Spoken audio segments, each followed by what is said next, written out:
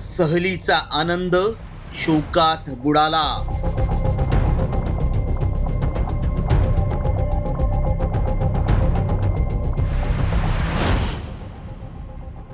आंबेनळी घाटात मृत्यूचं तांडव।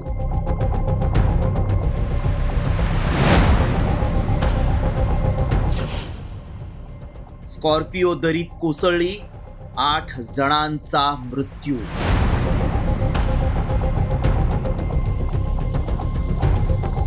आंबेनळी घाटात रात्रीच्या अंधारात एक अनियंत्रित स्कॉर्पिओ गाडी तब्बल 1800 फूट खोल दरीत कोसळली। वीकेंड साजरा करण्यासाठी 22 मेला दापोली जवळच्या हरणे बीचवर हे तरुण ट्रिपवर गेले होते। मात्र कोकणातली ही ट्रिप या 8ही तरुणांसाठी अखेरची ठरली।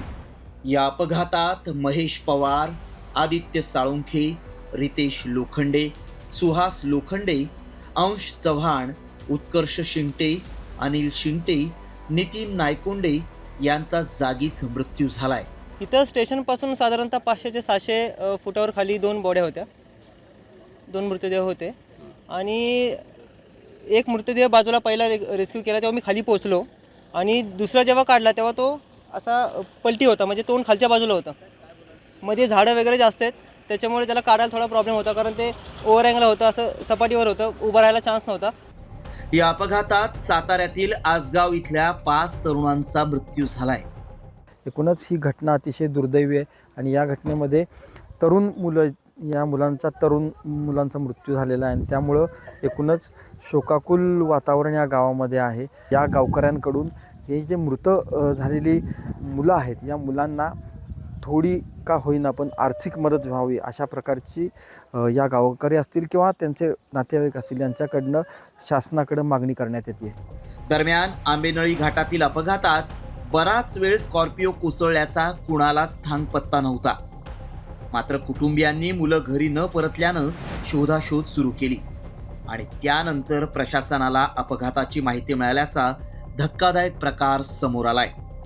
तसंच घाटात संरक्षक भिंती नसल्यानं अपघात झाल्याचा आरोप मृतांच्या कुटुंबियांनी आणि स्थानिकांनी केलाय। अत्यंत म्हणजे आमच्या कुटुंबाला एकदम धक्का बसल्याची घटना आहे। त्याच्या मागे फक्त त्याची आई आहे, तो त्याचा एकुलता एक मुलगा होता। असे शेजारी बी जे मयत झालेत मुलं ते पण एकटे होते।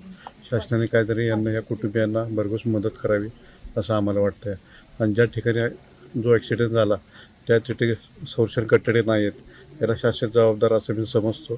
जेव्हा दापोलीचं बस अपघात झाला तेव्हाही कठाड्याअभावी ती बस खोल दरीमध्ये कोसळली आणि तिथे 20 लोक मेलीत आणि हे निव्वळ हे कठडे आणि संरक्षण भिंती ह्यांचं जे ठेकेदार आहे त्यांनी पण व्यवस्थित काम केलं नाही आणि सर्व तोडून ठेवल्यामुळं हे संपूर्ण अपघात झालेले आहेत।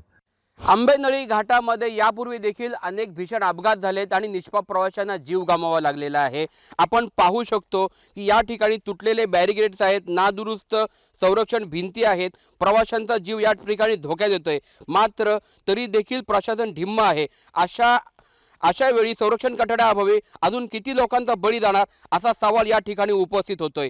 सरकारने आता तरी या धोकादायक घाटांचं ऑडिट करावं आणि पीडित कुटुंबियांना न्याय मिळवून द्यावा, मदत मिळवून द्यावी अशी मागणी देखील केली जात आहे। सचिन कदमसह ओमकार कदम, साम टीव्ही न्यूज।